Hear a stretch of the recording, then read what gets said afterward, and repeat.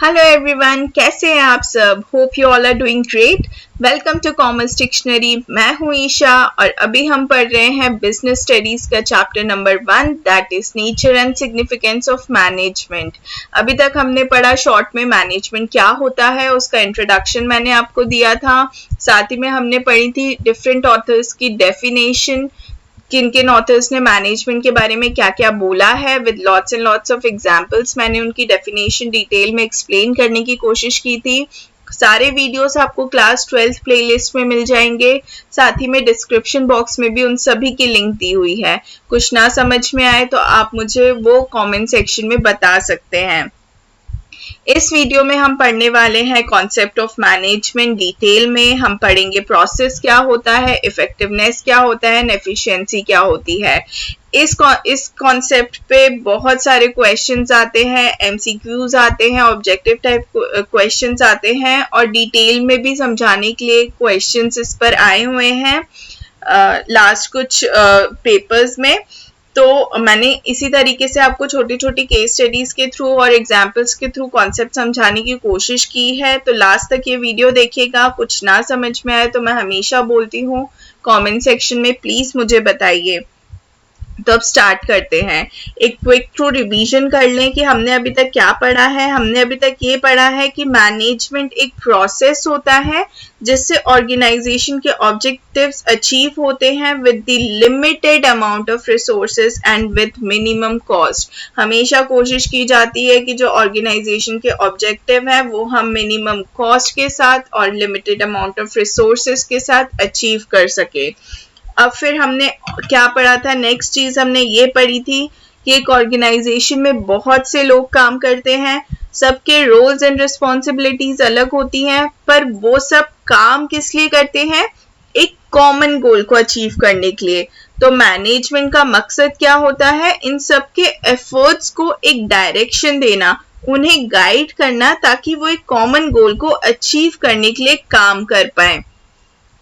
तो इन सब का एक सार निकल के आता है, एक एसेंस निकल के आता है, that is management is defined as a process of getting things done with the aim of achieving goals effectively and efficiently।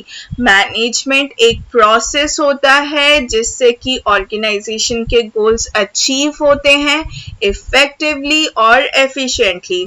आप इसमें देख सकते हैं मैंने कुछ वर्ड्स अंडरलाइन किए हैं। दीज आर दी की वर्ड्स जिनके बारे में हम अभी डिटेल में पढ़ेंगे। ये सारे फीचर्स हैं जो मैनेजमेंट को मैनेजमेंट बनाते हैं। तो वो कौन से हैं words? That is process, effectiveness और एफिशिएंसी। अब प्रोसेस क्या होता है? प्रोसेस एक सीरीज ऑफ एक्शन मान लो, या हमें कोई भी काम करना होता है तो हम उसको स्टेप बाय स्टेप कंप्लीट करते हैं, है ना? स्टेप बाय स्टेप परफॉर्म करते हैं एंड रिजल्ट पे पहुंचने के लिए। तो that is process. For an example, आप एक यूट्यूबर हो, आपको एक वीडियो अपलोड करनी है यूट्यूब पे। अब कुछ भी ऐसे शूट करके, ऐसे मतलब फ्रंट कैमरा ऑन करके शूट करके अपलोड कर दोगे तो एकदम से तो आप फेमस तो हो नहीं जाओगे, है ना? आपको एक फेमस यूट्यूबर बनने के लिए, एक सक्सेसफुल यूट्यूबर बनने के लिए क्या करना पड़ेगा? आप पहले एक टॉपिक डिसाइड करोगे जो आपकी स्किल्स, कॉम्पिटेंसीज और नॉलेज के हिसाब से होगा। फिर उस पर रिसर्च करके अपना एक कंटेंट क्रिएट करोगे, फिर वीडियो रिकॉर्ड करोगे, फिर मस्त उसमें एडिटिंग करोगे, म्यूजिक डालोगे, कैप्शन डालोगे और मस्त ही एक वीडियो क्रिएट कर दोगे। फिर देन लास्ट में उसको आप अपलोड करोगे। तो ये क्या हुआ? एक स्टेप बाय स्टेप प्रोसेस हुआ कुछ क्रिएट करने का, एक एंड रिजल्ट पे पहुंचने का। आपका एंड रिजल्ट क्या था? एक मस्त सी वीडियो क्रिएट करना जो लोगों को पसंद आए। तो आपने स्टेप बाय स्टेप उस प्रोसेस को कंप्लीट किया, कुछ activities step by step perform की और एंड रिजल्ट तक पहुंचे। सिमिलरली मैनेजमेंट भी एक प्रोसेस होता है जहाँ स्टेप बाय स्टेप कुछ फंक्शंस होते हैं एंड रिजल्ट पे पहुंचने के लिए, ऑब्जेक्टिव्स को अचीव करने के लिए। किसी भी बिजनेस का एंड रिजल्ट क्या होता है? उसका ऑब्जेक्टिव, राइट?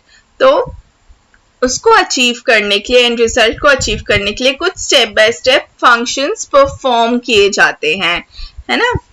तो वो फंक्शंस क्या होते हैं, प्लानिंग होते हैं। पहले हमें डिसाइड करना होता है कि हमारा क्या ऑब्जेक्टिव होगा और उस ऑब्जेक्टिव को अचीव करने के लिए हम क्या प्लान ऑफ एक्शन यूज करेंगे, कौन कौन सी एक्टिविटीज परफॉर्म की जाएगी, कौन कौन से टास्क परफॉर्म किए जाएंगे, वो सब हम डिसाइड करते हैं, हम प्लान करते हैं उसको। देन हम ऑर्गेनाइज करते हैं, जितनी भी एक्टिविटीज होती है, टास्क होती है, उनको छोटी छोटी जॉब्स में डिवाइड करते हैं, वर्किंग रिलेशनशिप बनाते हैं, सारे रिसोर्सेज को इंटीग्रेट करते हैं, कोऑर्डिनेट करते हैं, है ना। जैसे कंपनीज में होता है टॉप लेवल ये काम करेगा, मिडिल लेवल मैनेजमेंट ये काम करेगा, लोअर लेवल ये काम करेगा।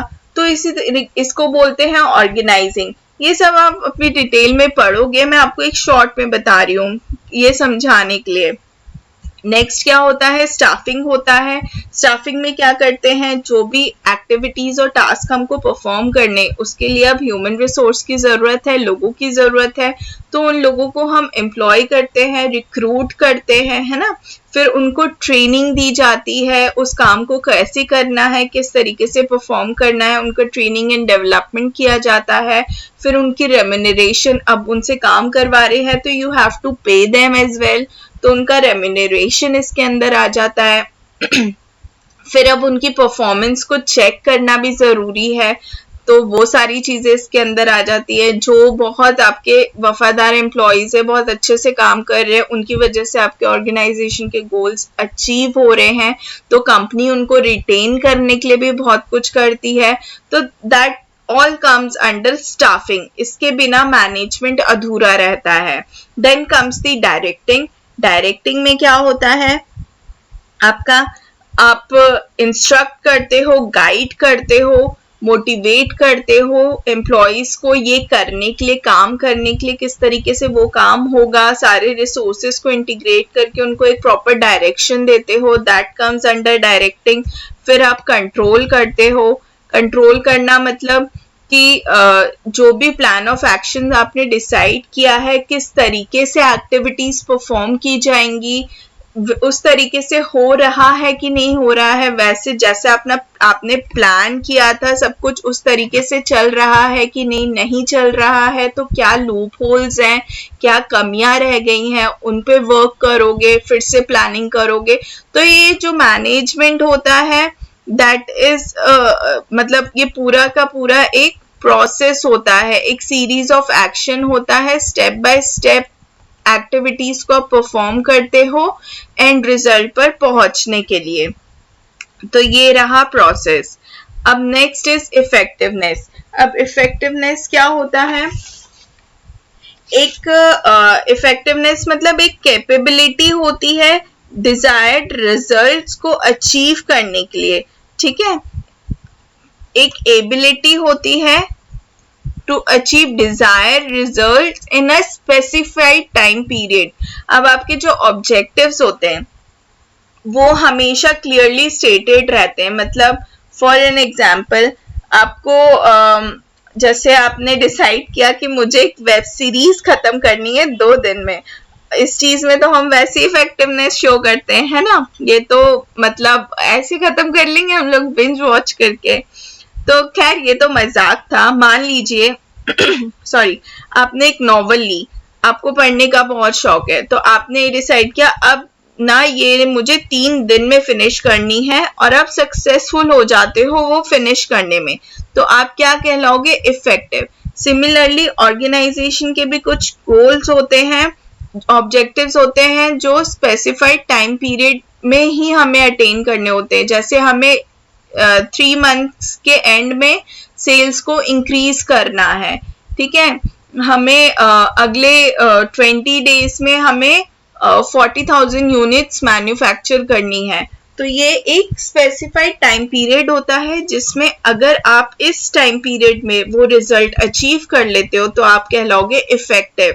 ओके, फिर next is it is concern with doing the right task, completing activities and achieving the goals। अब इसमें 3 चीजें आती हैं, right task, completing activities and achieving the goals। तो इसमें 3 चीजें निकल के आ रही हैं। पहला है doing the right task. Right task मतलब कि आप जो भी टास्क कर रहे हो, जो भी टास्क परफॉर्म कर रहे हो, एक्टिविटी परफॉर्म कर रहे हो, ऑब्जेक्टिव अचीव करने के लिए वो सही हो, रिजल्ट ओरिएंटेड हो और टाइम पे फिनिश हो जाए। राइट टास्क क्या होता है? Selecting those task which are result oriented and are able to finish on time. ये बहुत ही ज्यादा जरूरी होता है। चलो आपने टाइम पे तो फिनिश कर लिया, मगर आपने सही तरीके से फिनिश नहीं किया, सही एक्टिविटी परफॉर्म नहीं की, सही गोल ही डिसाइड नहीं किया, तो उसको इफेक्टिवनेस नहीं कहा जाएगा, है ना। तो जैसे कि फॉर एन एग्जाम्पल आपने ये डिसाइड किया कि आपको 50 सेमी ऑटोमेटिक वॉशिंग मशीन्स बनानी है इस हफ्ते में, और आपका टारगेट अचीव हो जाता है, you achieve your target, right. But fully automatic washing machine की जो डिमांड है वो हाई है। अब फुली ऑटोमेटिक वॉशिंग मशीन की डिमांड हाई है, बट आप सेमी ऑटोमेटिक वॉशिंग मशीन बना रहे हो, तो क्या आपकी वॉशिंग मशीन्स बिकेंगी? जब डिमांड ही नहीं है तो आपने वो ऑब्जेक्टिव सेट ही क्यों किया? आपको fully automatic washing machines manufacturing का ऑब्जेक्टिव सेट करना चाहिए था। So choosing the right task objective is also important for being effective. अगर आप सही टास्क ही चूज नहीं करोगे तब आप इफेक्टिव कहलाओगे नहीं। So you have to do the right thing at first place. आपको सही चीज करनी है एट द फर्स्ट प्लेस, ठीक है। एंड रिजल्ट्स तो अचीव करने ही हैं, but you also have to do the right thing. ये एक बहुत ही बड़ा कैरेक्टरिस्टिक होता है फॉर बीइंग इफेक्टिव। ओके, अब इफेक्टिवली काम हो गया, पर अगर ये काम मान लीजिए बहुत ज्यादा कॉस्ट लगा के पूरा किया गया है, बहुत ज्यादा रिसोर्सेज हमने यूज किए हैं, रिसोर्सेज का वेस्टेज हुआ है, तो एक ऑर्गेनाइजेशन के लिए सही होगा क्या? नहीं होगा ना।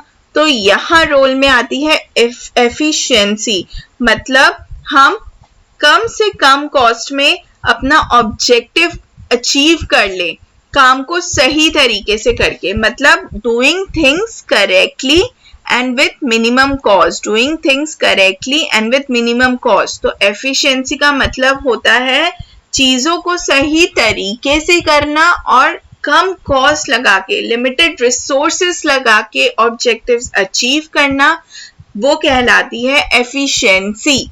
अब एफिशिएंसी में दो चीजें मायने रखती हैं, that is cost benefit analysis and relationship between inputs and outputs.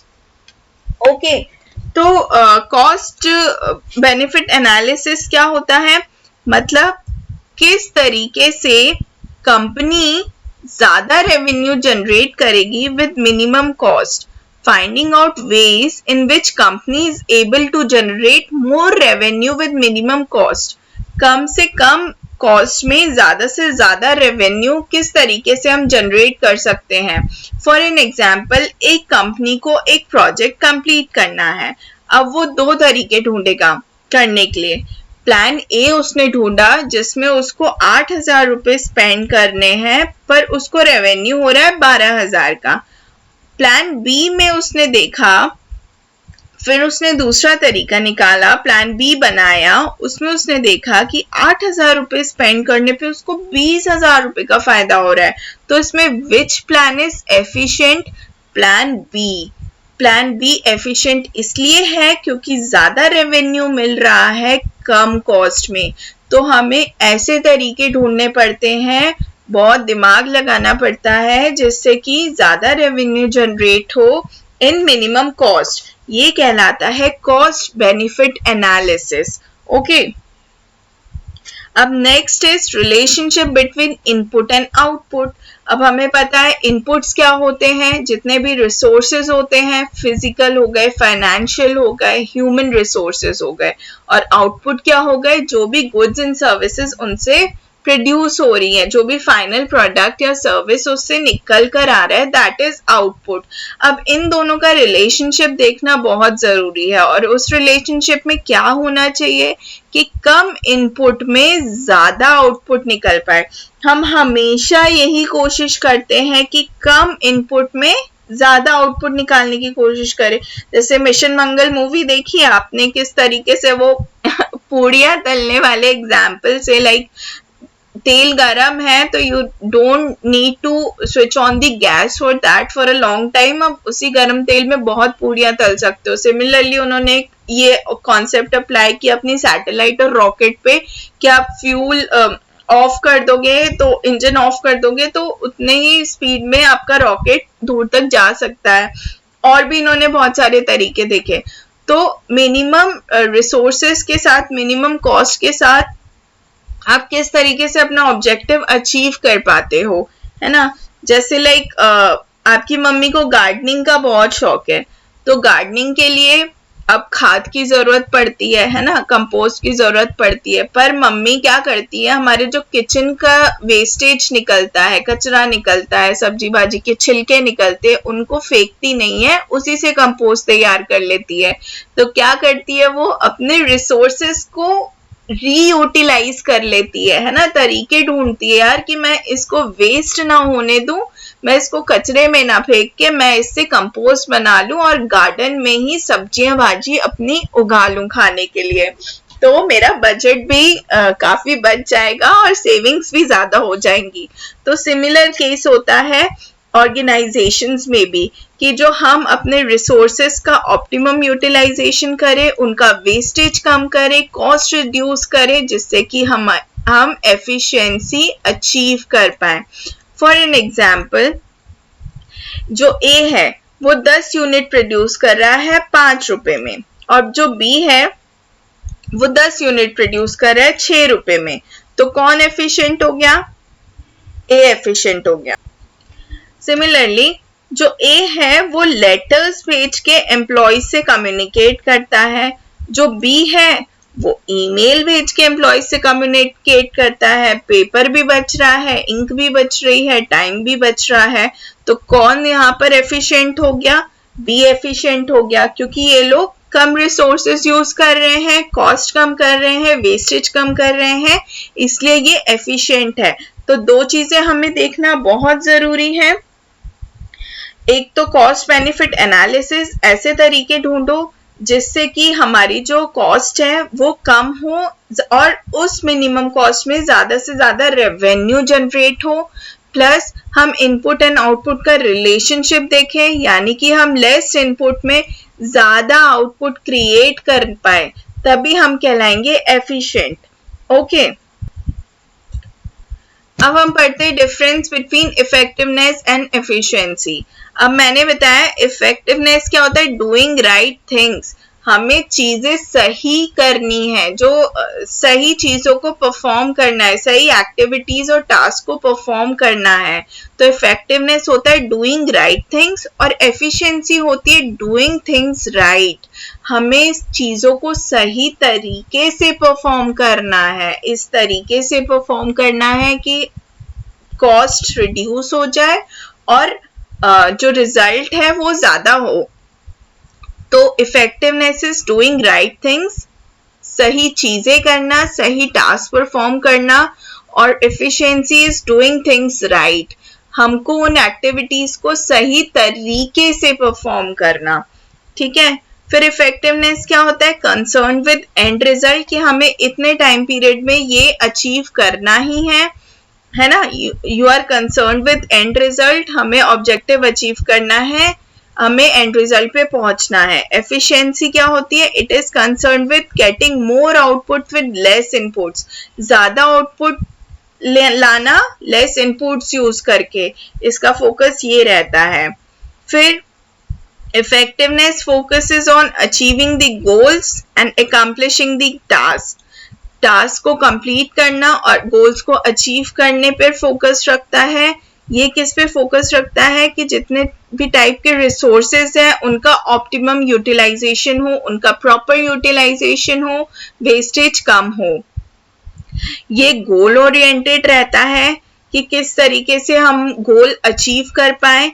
ये प्रोसेस ओरिएंटेड रहता है, प्रोसेस ओरिएंटेड मतलब अलग अलग तरीके ढूंढना किस तरीके में हमें कम कॉस्ट में ज्यादा आउटपुट मिल रहा है। तो ये प्रोसेस ओरिएंटेड रहता है। इसके अंदर जो होता है वो टाइम जो होता है वो मेजर कंसर्न होता है कि यार इतने टाइम, हमें टाइम देख के चलना पड़ता है हमेशा कि यार हमें हमारा टारगेट अचीव नहीं हो पा रहा है, हमें लास्ट डेट ये है तो हमें अभी फटाफट ये करना पड़ेगा। तो टाइम जो होता है मेजर कंसर्न होता है। यहाँ पे हम क्या देखते हैं, यहाँ पे हम बहुत सारी एनालिसिस करते हैं, कॉस्ट बेनिफिट एनालिसिस करते हैं, कौन से प्लान्स निकाले हम, कौन से तरीके ढूंढे जहाँ पे ज्यादा रेवेन्यू जनरेट कर सकते हैं कम कॉस्ट में, साथ ही हम कम इनपुट्स में कैसे ज्यादा आउटपुट क्रिएट कर पाए, ये सब देखते हैं। For an example, A is able to finish 100 sales calls in a day as per the set target. उसका टारगेट था कि मुझे 100 सेल्स कॉल एक दिन में कंप्लीट करनी है, तो उसने कंप्लीट कर ली, तो वो हुआ इफेक्टिव। और B ने एक मेथड ढूंढ लिया for lowering the cost of cost of production को कम करने के लिए बी ने एक मेथड ढूंढ लिया, तो बी क्या हो गया, एफिशिएंट हो गया। एफिशिएंट हो गया क्योंकि उसने कॉस्ट कम करके ज्यादा रेवेन्यू जनरेट करने का तरीका ढूंढ लिया, मेथड ढूंढ लिया, है ना। तो ये डिफरेंस है इफेक्टिवनेस वर्सेस एफिशिएंसी में। अब नेक्स्ट है कि इफेक्टिवनेस और एफिशिएंसी किस तरीके से इंटर रिलेटेड है। अब देखो, आप इफेक्टिव हो गए, आपने टाइम पर टास्क कंप्लीट कर लिया, पर अगर आपने वो टास्क ज्यादा कॉस्ट लगा के कंप्लीट किया है, बहुत सारी वेस्टेज की है, रिसोर्सेज बहुत ज्यादा लग गए हैं कंपनी के, तो क्या आप एफिशिएंट कहलाओगे? नहीं कहलाओगे। ठीक है। सिमिलरली अगर आपने मिनिमम कॉस्ट के तरीके ढूंढे, ठीक है, फिर आपने मिनिमम कॉस्ट में लिमिटेड रिसोर्सेज में एक टास्क को कंप्लीट किया, पर वो सेट टारगेट के बाद किया, तो क्या आप इफेक्टिव हो गए? एफिशिएंट तो हो जाओगे, पर आप इफेक्टिव नहीं हो पाओगे। तो ये क्या होते हैं ना, एक ही कॉइन के दो पहलू होते हैं, two sides of the same coin. ठीक है। इन दोनों को बैलेंस करना ना बहुत जरूरी होता है बेटर मैनेजमेंट के लिए। अगर इनएफिशिएंसी रहेगी और इनइफेक्टिवनेस भी रहेगी तो वो क्या कहेगा, पुअर मैनेजमेंट कहलाएगा। आपको एफिशिएंट भी होना है और आपको इफेक्टिव भी होना है, आपको बैलेंस करके चलना है। ये हम समझते हैं एक छोटी सी केस स्टडी के थ्रू। मान लीजिए आप एक बिल्डर हैं, आपको ये बिल्डिंग कंप्लीट करके देनी है, इसका पोजेशन देना है आपको अगस्त 2021 में। ठीक है। आपने टाइम पर अगस्त 2021 को इसका पोजेशन दे दिया अपने कस्टमर को, पर आपको लेबर लगानी पड़ी डबल शिफ्ट्स में, आपने low quality of raw material use किया हाई कॉस्ट में, आपको जल्दी बिल्डिंग बना के देनी थी, तो जो मटेरियल आपको मिला आपने लगा दिया उसमें, जिस कॉस्ट पर मिला आपने वो लगा दिया। आपको प्रॉब्लम्स फेस करनी पड़ी, पावर फेलियर की प्रॉब्लम हुई, बहुत सारी प्रॉब्लम्स आपको फेस करनी पड़ी, तो आपने पर पोजेशन टाइम पे दे दिया, तो आप इफेक्टिव कहलाओगे, बट आप इनएफिशिएंट कहलाओगे। इफेक्टिव तो कहलाओगे क्योंकि आपने टाइम पर पोजेशन दे दिया, पर आप इनएफिशिएंट कहलाओगे क्योंकि आपकी कॉस्ट जो थी वो बहुत ज्यादा लगी, राइट। फिर अब आपको पोजेशन देना है अगस्त 2021 में, आपने इनएक्सपेंसिव लेबर ढूंढी, चीप लेबर ढूंढी, ठीक है, आपने कम कॉस्ट में अच्छी क्वालिटी का रॉ मटेरियल लगाया, आपने बहुत सारी जगह ढूंढी यार कहाँ मुझे कम कॉस्ट में रॉ मटेरियल मिल जाए, आपने वो लगाया। ठीक है। पर ये सब करते करते ना आपका टाइम निकल गया, अगस्त से सितंबर आ गया, आप पोजेशन नहीं दे पाए, तो इस केस में आप एफिशिएंट कहलाओगे पर इनइफेक्टिव कहलाओगे। आपने इनएक्सपेंसिव लेबर यूज की, आपकी कॉस्ट कम आई प्रोडक्शन की, आपने अच्छा quality of raw material use किया लेस कॉस्ट में, बट आप पोजेशन नहीं दे पाए टाइम पर, तो आप एफिशिएंट तो कहलाओगे पर आप इनइफेक्टिव कहलाओगे। अब सेम तरीके से आप इसको देख के चलते हैं। आपको पोजेशन देना है अगस्त 2021 में, आपने इनएक्सपेंसिव लेबर तो लगाई पर वो स्किल्ड लेबर थी, उनको काम करना आता था, उनको वेस्टेज कम करना आता था, उनको पता था किस तरीके से जोड़ना है हमें, कि कहाँ से पाइप्स जाएंगी, कहाँ से इलेक्ट्रिसिटी जाएगी, कितनी क्वांटिटी यूज होगी, उतनी ही क्वांटिटी ऑफ रॉ मटेरियल उन्होंने मंगाया, वेस्टेज कम करी। ठीक है, उन्होंने बोला कि यार आप कम कॉस्ट में आपको मिल जाएगा रॉ मटेरियल, अच्छी क्वालिटी का रॉ मटेरियल मिल जाएगा, उनको ये चीज पता है। बल्क में आप लेकर आए, वो स्केल्ड थे, तो आपका वेस्टेज भी कम हुआ और आपने टाइम पर फिनिश कर दिया प्रोजेक्ट और पोजेशन दे दिया उनको अगस्त 2021 में। तो आप यहाँ पर क्या कहलाओगे, एफिशिएंट भी कहलाओगे और इफेक्टिव भी कहलाओगे, क्योंकि आपने पोजेशन भी टाइम पे दिया और आपने कॉस्ट ऑफ प्रोडक्शन भी लो रखी। तो आप एफिशिएंट भी कहलाओगे और इफेक्टिव भी कहलाओगे। तो इस तरीके से एक ऑर्गेनाइजेशन में इफेक्टिवनेस और एफिशिएंसी को मैनेज करना, बैलेंस करना बहुत जरूरी है, जो काम मैनेजमेंट करता है।